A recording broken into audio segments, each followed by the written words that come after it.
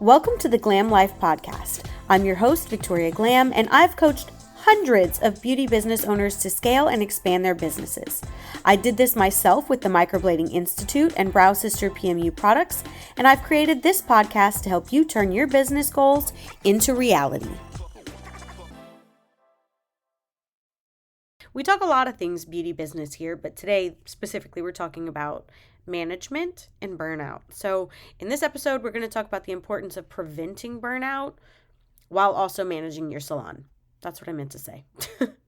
As a salon owner or a manager, it's easy to get caught up in the hustle and bustle of running the business itself, but it's important to remember to take care of yourself and your team to avoid burnout.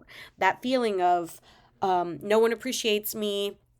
I never have time to myself. There's always someone asking for something, like, all day long, clients and other stylists, and the state wants something. And for me, I'm under several state agencies because I'm under the Board of Cosmetology and the Department of Health and the Board of Colleges. I got to answer all those people. And then right now it's also time for insurance, and I've got to work with my COO on all of those projects, which means often being asked the same thing twice or answering the same thing twice because I'm answering it when asked, and then I'm answering it for my COO because she's actually going to do the written response or whatever while I'm working. And then I get home and I got, my husband is basically hunting me like a horny beast. And then I have my two children who never leave me the fuck alone. Like, can you see how bitter I'm sounding while I'm just describing it? That's burnout. That's what burnout is. That's that feeling. So how can you prevent burnout in your salon? One way is obvious, to create a healthy work-life balance. So setting boundaries like working hours, using that do not disturb feature on your phone. Don't text or call your staff outside of those working hours. Make time for yourself, like regularly scheduled morning routine or beauty appointments. So I'm not trying to cram my hair appointment on a Saturday when I'm, quote, off. Fuck no. I built time into my schedule. I'm a beauty business owner. I own the business. I set the schedule. So I am going to be the one who says, hey, Thursday at 1 o'clock, I'm out early. I'm going to get my hair done. On Friday, I'm going to get my nails done. I don't work on Friday at all, by the way, which is a new invention for me. I have just recently in the last month or two carved this out for me, but I had to for burnout reasons because I wasn't truly having time off. Yes, I don't work Saturday or Sunday. Revolutionary, I know. But I don't. I have really small kids. But that didn't mean I was off. That didn't mean that my brain could turn off and I was relaxing, because then I had to do all the kid stuff. Birthday party, soccer practice, all that, like, Mom, can I have, I want, can we do? I wasn't off. So I carved a day off for myself. For a lot of people, that's Monday. But I work Mondays because that's when I'm coaching my beauty businesses, because my beauty business students are closed on Monday. So that's when they want coaching. You see? And circle gets the square. But yeah. Just creating those regularly scheduled things. Like I don't answer the phone or work until 8:30. My kids are at school by 7:30. So I have an hour to go to the gym. And there's a small, mild component of that is socializing, because I see a handful of people that I know at the gym. Not super close, but I see them. And I say good morning and small talk every once in a while. But also it feels really good. And high achievers love to get their blood pumping early in the morning anyway. It feels really good to be working on, I do, what do they call it? A 15-5-30. So you put the treadmill on 15 incline at speed 5 for 30 minutes. I had to work my way up to this. It really burns your ass, man. That ass is lifting, honey. But I'm seeing progress in my actual self. When, previously I was seeing pictures of myself and thinking, damn, my arms are starting to look really flabby. And now, I'm out here rowing in the morning and I have time for it. Before, I couldn't figure out when the hell I would get any time. I'm so busy. Well, stop being so damn busy. The salon being busy does not mean your kids get less mom. It does not mean that your husband gets less wife. It means that you get a second manager. Or you pay your current one more if she doesn't have a ton of obligations. It's also really important to delegate as many tasks and responsibilities to your team and allow them to take on more leadership roles whenever possible. So, promoting from within is what I'm talking about. That really creates a reason to keep trying. If every time there's something new, I don't give management a crack at it. I am always just hiring on. First of all, you're going to have too many chiefs, not enough Indians, as the saying goes. I don't think that's PC anymore, but I'm too tired to think of something new. Burnout. Um, I think that it also kind of tells the people who are working so hard for you every day, I don't value you enough, or I don't think that you can handle more. Now, you don't want to give too much. You don't want to give too much. I lost an amazing front end manager to burnout. Her name was Katie. Hello, Katie, if you're listening to this. I love and adore you. As you know, we continue to be friends. But Katie likely, she never voiced this to me, but if I'm guessing, Katie likely felt undervalued and overworked. I have really just done a post-mortem on this more times than I can count, and this is what I've come up with. We gave her more and more to do because she continually volunteered to take on more and more. And she was good at it. She's very personable. She's not incredibly organized, but we kind of set up the organization for her. So she was still thriving in the positions that we were giving her. But a successful manager needs to realize that I need self-care time and downtime, and so does my staff. So even if Katie didn't realize she needed some downtime, some personal time, I should have realized it. Because you know what? Another way to kind of prevent burnout is to prioritize self-care and wellness for yourself and for your team. So you should really honestly be encouraging your team to take breaks, to practice self-care, to prioritize their own well-being. Like currently, my most recent example of this is I felt like my COO was overwhelmed and overworked. And honestly, that makes you a little bit less useful. And anytime that there's a ton of negativity in the room, I don't want to be around it. So I don't even really want to like work on new projects or discuss things because all I'm hearing is no, we can't. I'm so aggravated. And that is a sure sign of burnout. So I had to have the emotional maturity to think to myself, she's not being ugly or negative with me. She's frustrated in general. And even though that's off-putting to me, I have to think forward of that. So I actually gave her, I don't know, it was something like 15 days, 10 to 15 days off, somewhere in there. It was like just before Christmas until after the first business day after the new year, because that's when the kids were off, and she has 3 kids and she works from home. She's remote. So she needed the time, and I recognized that she needed the time. So yes, that does mean I'm going to pick up a little bit of slack, but also, you know what? What do the kids say? Fuck capitalism. I also just said, hey, yo, I re-recorded the business voicemail. I said, hey, yo, we're closed. It's the holidays. We're closed. We're closed. Have you ever said that? Doesn't it feel good? Say it right. Say it with me. Hey, we're closed for the holiday. Wow, beauty businesses do not get to close for holidays. That's supposedly like our busy season. This year was a little bit slower for everybody. Lean into that. We're closed. I'm at home with my kids. She's at home with her kids. Yeah, revolutionary, man. Rest.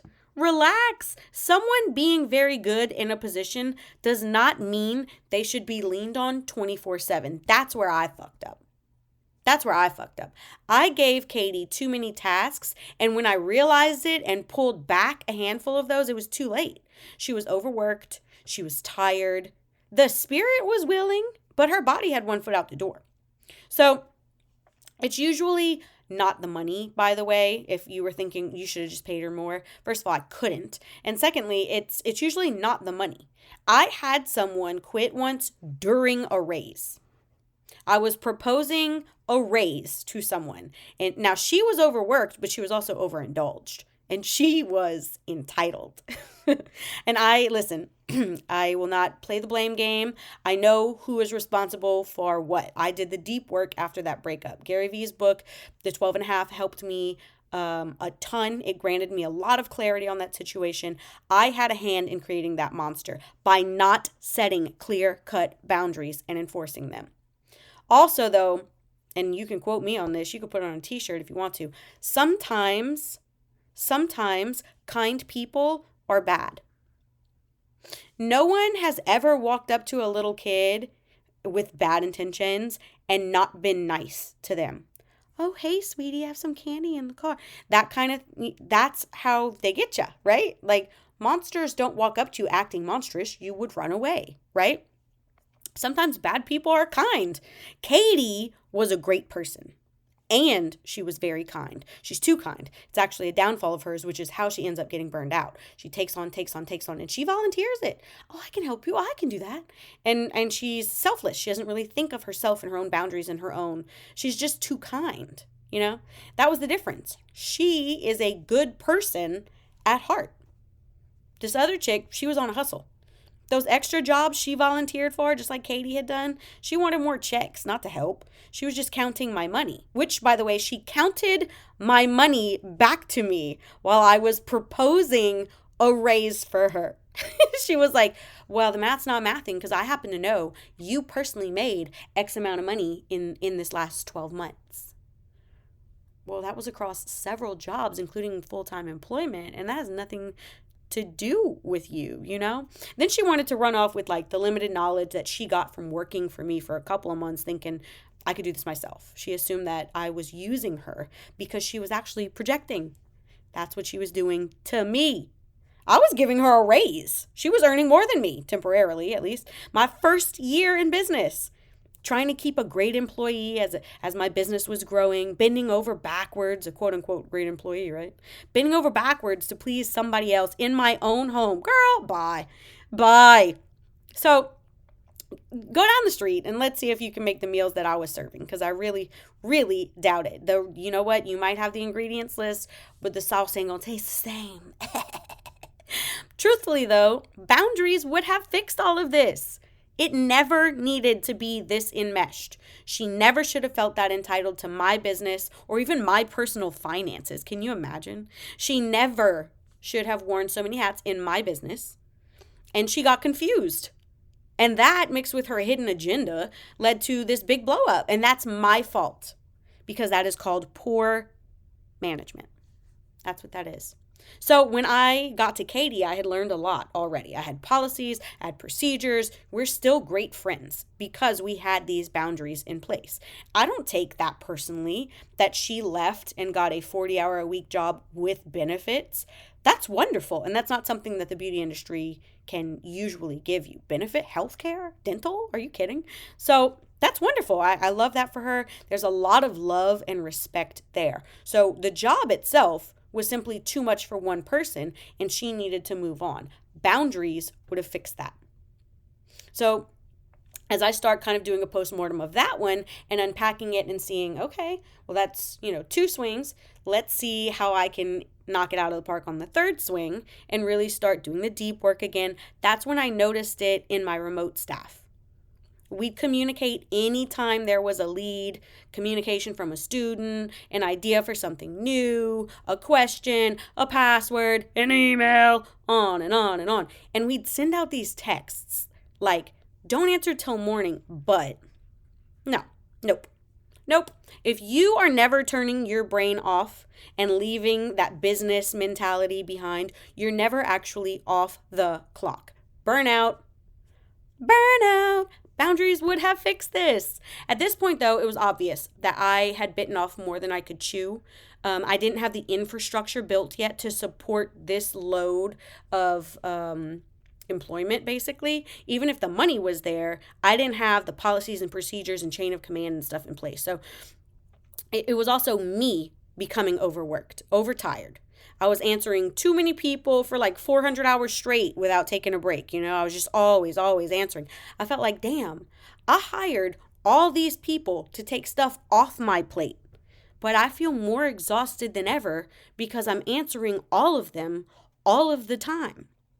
And then you start to feel a little resentful, don't you? Like, well, damn, I hired an assistant so you could handle this from me. And it's been over a month. If you can't figure out how to handle it without coming ask me the answer, why don't I just do it myself and not pay you? That's a management problem, babe. You're the problem. You are the problem. Truthfully, there should be some kind of boundaries. Honestly, boundaries would have fixed this. You need policies. that they can enforce, clear cut, and you need a good chain of command. You don't come and ask the CEO every time you have a question. Girl, you better go ask your direct superior who can ask her direct superior, and one of y'all got the answer. If it gets to me, somebody better be on fire because I have to be being actionable elsewhere, right? Clear-cut expectations, job descriptions that we adhere to, SOPs, standard operating procedure. This is your daily checklist. This is what you are responsible for, hopefully in order, all listed out so that there are these very clear-cut expectations of what and when and where. So when I realized this, before that tangent, remember I was telling you I was figuring out that I was burned out. So when I realized this, I scaled back and I slowly started kind of pulling myself out of it. I still type those reminder texts, but I don't hit send until business hours. I don't hit send until I'm ready to actually be part of that conversation. So even if it would be helpful and I'm up and moving around at 8 a.m., I'm not actually ready to be on the clock yet, so I'm not sending the text. Get it? I don't answer until 8:30 a.m., so I don't send anything till 8:30 a.m. I said do not disturb at 3 o'clock because that is when I leave the shop or close my computer and I go and pick up my kids and they have swim practice or haircuts or dental appointments or whatever it is. When I leave the shop and get my kids, do not disturb goes on. I check it infrequently until 5 p.m. Hard stop at 5 p.m. No longer available. I am not available after 5 p.m. I also practice the Warren Buffett method of family vacations, blocked in December for the next 12 months. So let's say it's December 28th. I'm sitting here, I'm in between the holidays, I don't have anything to do. I crack open the computer, I put on my favorite Gilmore Girls episodes, or maybe I watch First 48 because I'm a girl who loves coffee and also solving crime, okay? So I can go either way. But I put it on a nice marathon, and I start booking these appointments. And I put this on a calendar that my COO has access to, so she can see this throughout the rest of the year. She can always reference and check it, so I don't have to be asked what are the dates over and over again. She's never done that, but wouldn't that be annoying? So yeah, it's a shared calendar. She can clearly go and see it anytime.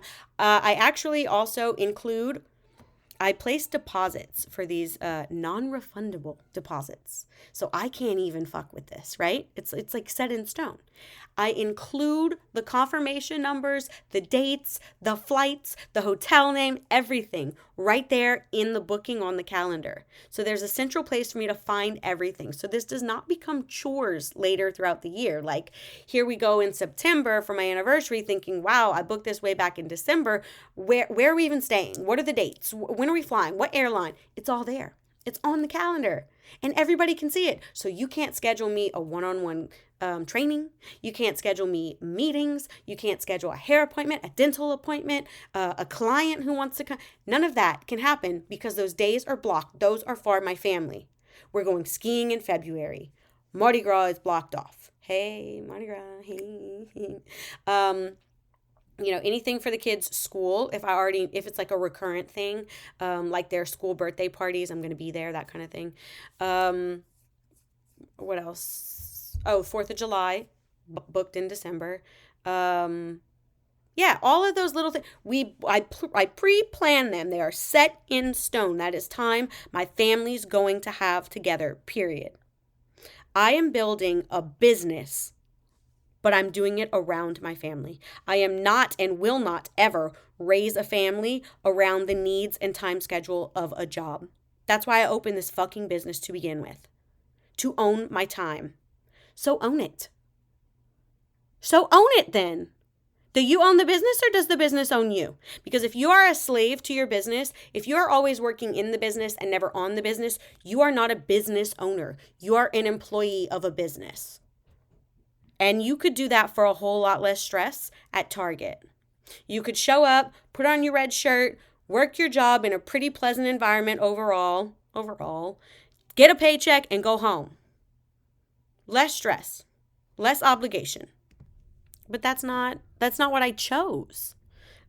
I chose to build a business around the needs of my family, which means If it's the week between Christmas and New Year's, we're closed because my kids are off school. And if my kids are having a field trip or if one of them's homesick, mom's there too. And I built the business to survive that, to be built around that.